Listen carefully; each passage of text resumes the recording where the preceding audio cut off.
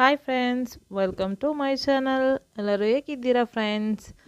ಬನ್ನಿ ಫ್ರೆಂಡ್ಸ್, ಇವತ್ತೊಂದು sweet recipe delight ಹೆಂಗೆ ಮಾಡೋದಂತ, ನೇರಳೆ ಹಣ್ಣಿಂದ ಡಿಲೈಟ್ ಹೆಂಗೆ ಮಾಡೋದಂತ ನೋಡೋಣ. ತುಂಬಾ ಚೆನ್ನಾಗಿರುವಂಥ ಒಂದು ಸಿಂಪಲ್ ಆಗಿರುವಂಥ ಒಂದು ರೆಸಿಪಿ.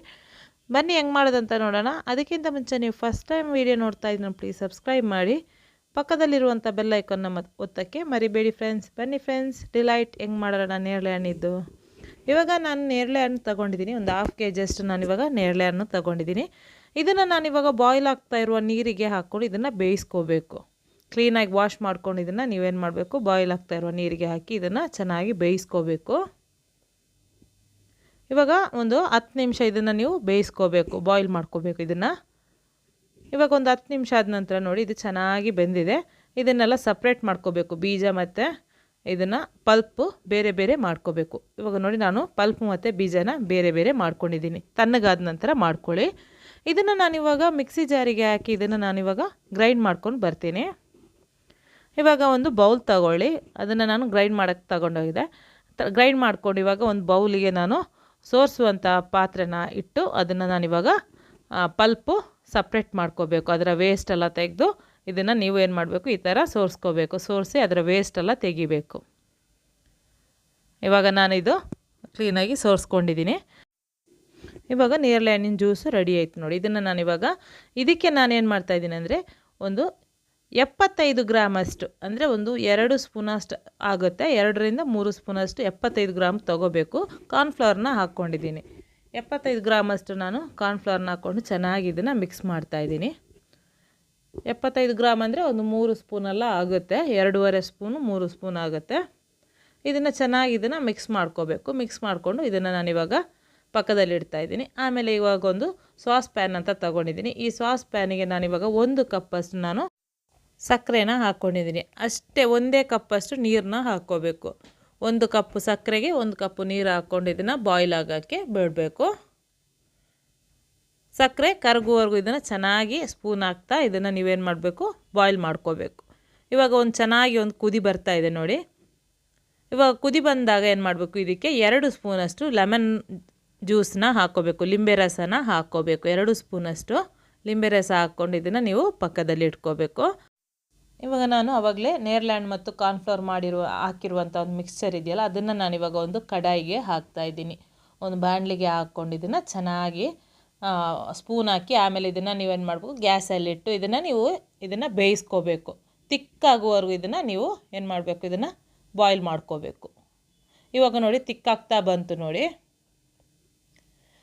ಇದು ಗಂಟು ಬರಬಾರ್ದು, ಸ್ಪೂನ್ ಹಾಕ್ತಾ ಇರಬೇಕು. ಸ್ಪೂನ್ ಹಾಕಿ ಇದನ್ನು ನೀವೇನು ಮಾಡಬೇಕು, ಒಂದು ತಿಕ್ಕಾಗಿರುವಂಥ ಒಂದು ಪೇಸ್ಟನ್ನ ರೆಡಿ ಮಾಡ್ಕೋಬೇಕು. ನೋಡಿ, ಇವಾಗ ಗಟ್ಟಿಯಾಗಿರುವಂಥ ಹಿಟ್ಟು ಥರ ಆಗಿಬಿಟ್ಟಿದೆ ನೋಡಿ. ಇಷ್ಟು ಗಟ್ಟಿಯಾದಾಗ ಏನು ಮಾಡಬೇಕಂದ್ರೆ, ಇದು ಕಲರ್ ಚೇಂಜ್ ಆಗಿರುತ್ತೆ, ಅಂದರೆ ವೈಟ್ ಥರ ಇರೋ ನೇರಳೆ ಹಣ್ಣಿನ ಜ್ಯೂಸು ಇವಾಗ ಏನಾಗುತ್ತೆ, ಫುಲ್ಲು ಬ್ಲೂ ಆಗಿಬಿಡುತ್ತೆ, ಪರ್ಪಲ್ ಥರ ಆಗಿಬಿಡುತ್ತೆ.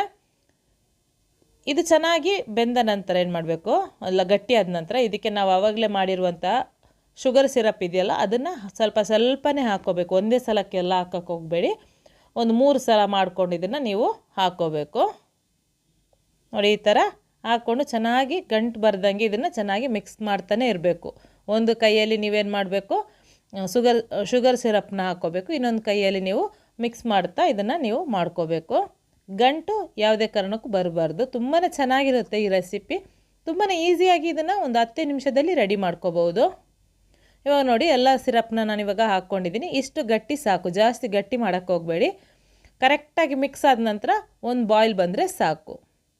ಇವಾಗ ಪರ್ಫೆಕ್ಟಾಗಿರುವಂಥ ಒಂದು ಡಿಲೈಟದ್ದು ಡೋ ರೆಡಿ ಆಯಿತು. ಇದಕ್ಕೆ ನಾನಿವಾಗ ಅದೇನಾಗುತ್ತೆ, ಒಂದು ಶೈನಿಂಗ್ ಕೊಡೋಕ್ಕೆ ನಾವು ಮಾಡಿರುವಂಥ ಡಿಲೈಟ್ ಒಂದು ಶೈನಿಂಗ್ ಥರ ಬರಬೇಕಂದ್ರೆ ಇದಕ್ಕೆ 1 ಸ್ಪೂನಷ್ಟು ಬಟರ್ನ ಹಾಕ್ಕೋಬೇಕು. ಹಾಕ್ಕೊಂಡು ಚೆನ್ನಾಗಿ ಅದು ಮೆಲ್ಟ್ ಆಗೋವರೆಗೂ ಮಿಕ್ಸ್ ಮಾಡಿಕೊಂಡ್ರೆ ಸಾಕು. ಆಮೇಲೆ ಗ್ಯಾಸ್ ಆಫ್ ಮಾಡ್ಕೊಂಡು ಇದನ್ನು ನಾವು ಒಂದು ಟ್ರೇಗೆ ಹಾಕ್ಕೋಬೇಕು. ಅದಕ್ಕೆ ನಾನು ಟ್ರೇಗೆ ಅಂಟ್ಕೋಬಾರ್ದು ಅಂತೇಳಿ ಇದಕ್ಕೆ ಏನು ಮಾಡ್ತಾಯಿದ್ದೀನಿ, ತುಪ್ಪನ ಒಂದು ಸ್ವಲ್ಪ ಸವರ್ತಾಯಿದ್ದೀನಿ. ಸವರಿ ನೇರಳೆ ಹಣ್ಣು ಮಿಕ್ಸ್ಚರ್ನ ಹಾಕ್ಕೋಬೇಕು. ಹಾಕ್ಕೊಂಡು ಇದನ್ನು ಏನು ಮಾಡಬೇಕು, ಆವಾಗಲೇ ಬೇಗನೆ ಇದನ್ನು ನೀವೇನು ಮಾಡಬೇಕು, ಸ್ಪ್ರೆಡ್ ಮಾಡ್ಕೋಬೇಕು. ನಿಮ್ಗೆ ಎಷ್ಟು ದಪ್ಪ ಬೇಕೋ ಅಷ್ಟು ದಪ್ಪ ನೀವು ಇದನ್ನು ಸ್ಪ್ರೆಡ್ ಮಾಡ್ಕೊಂಡ್ರೆ ಆಯಿತು. ಇವಾಗ ನೋಡಿ, ಪರ್ಫೆಕ್ಟಾಗಿ ಒಂದು 3 ಗಂಟೆ ಇದನ್ನು ನಾನು ತಣ್ಣಗಾಗೋಕ್ಕೆ ಬಿಟ್ಟಿದೆ. ತಣ್ಣಗಾದ ನಂತರ ನೋಡಿ, ಪರ್ಫೆಕ್ಟಾಗಿ ಬಂದಿದೆ, ತುಂಬಾ ಟೇಸ್ಟಿಯಾಗಿದೆ. ನೀವು ಮನೆಯಲ್ಲಿ ಇದನ್ನು ಟ್ರೈ ಮಾಡಿ ನೋಡಿ, ತುಂಬಾ ಸಿಂಪಲ್ಲಾಗಿ ಮಾಡ್ಕೋಬೋದು. ಇದು ಹೆಲ್ದಿ ಕೂಡ. ಇದಕ್ಕೆ ಎಣ್ಣೆ ಆಗಲಿ ತುಪ್ಪ ಆಗಲಿ ಆಮೇಲೆ ಮೈದಾ ಏನು ಯೂಸ್ ಮಾಡಿಲ್ಲ. ತುಂಬಾ ಟೇಸ್ಟಿಯಾಗಿರುವಂಥ ಒಂದು ಡಿಲೈಟ್ ರೆಸಿಪಿ, ನೇರಳೆ ಹಣ್ಣಿನ ಡಿಲೈಟು. ಮಾಡೋದಕ್ಕೆ ಎಷ್ಟು ಈಸಿಯಾಗಿದೆಯೋ ಅಷ್ಟೇ ಟೇಸ್ಟಿಯಾಗಿದೆ. ನೀವು ಮನೇಲಿ ಇದನ್ನು ಒಂದು ಸಲ ಟ್ರೈ ಮಾಡಿ ನೋಡಿ. ಆಮೇಲೆ ಇದೆಲ್ಲ ಕಟ್ ಮಾಡಿದ ನಂತರ ಇದಕ್ಕೇನು ಮಾಡಬೇಕು, ಬುರ ಸಕ್ಕರೆ ಅಂತ ಬರುತ್ತೆ, ಅದನ್ನು ಹಾಕ್ಕೋಬೇಕು. ಇದನ್ನು ಬುರ ಸಕ್ಕರೆ ಹೆಂಗೆ ಮಾಡೋದಂತ ನಾನು ಡಿಸ್ಕ್ರಿಪ್ಷನಲ್ಲಿ ಲಿಂಕ್ನ ಕೊಡ್ತೀನಿ. ಇಲ್ಲಾಂದರೆ ಸಕ್ಕರೆ ಪೌಡ್ರನ್ನ ಹಾಕ್ಕೊಂಡ್ರೆ ಆಗುತ್ತೆ. ಇವಾಗ ಸರ್ವ್ ಮಾಡೋಕ್ಕೆ ರೆಡಿ ಆಯಿತು ನೇರಳೆ ಹಣ್ಣಿನ ಡಿಲೈಟು. ತುಂಬಾ ಈಸಿ. ನೀವು ಮನೆಯಲ್ಲಿ ಟ್ರೈ ಮಾಡಿ ಹೆಂಗಾಯಿತು ಅಂತ ನನಗೆ ಕಮೆಂಟಲ್ಲಿ ಕಮೆಂಟ್ ಮಾಡಿ. ಹಾಗೆಯೇ ಈ ವಿಡಿಯೋಗೆ ಒಂದು ಲೈಕು ಶೇರ್ ಮಾಡೋದಂತೂ ಮರಿಬೇಡಿ. ನೆಕ್ಸ್ಟ್ ಹೊಸ ರೆಸಿಪಿಯೊಂದಿಗೆ ಹೊಸ ವಿಡಿಯೋ ಜೊತೆ ಬರ್ತೀನಿ ಫ್ರೆಂಡ್ಸ್. ಬಾಯ್.